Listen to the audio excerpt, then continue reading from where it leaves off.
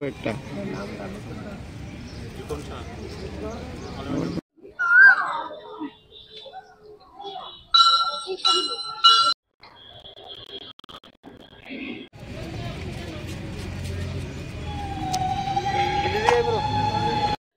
বিশেষত্ব হইতেছে কি আপনার এই অক্ষয় তৃতীয়ার দিন গঙ্গা শিব এসব পূজা টুজা হয়, হ্যাঁ, লক্ষ্মী পুজোটা হয়।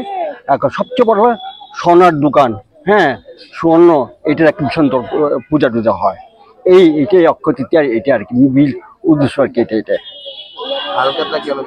হালকথার দোকানের যে তার যে উন্নতি, তার যে ধন সম্পত্তি, হ্যাঁ, ওটার জন্য তারা হালখাতা লেখে।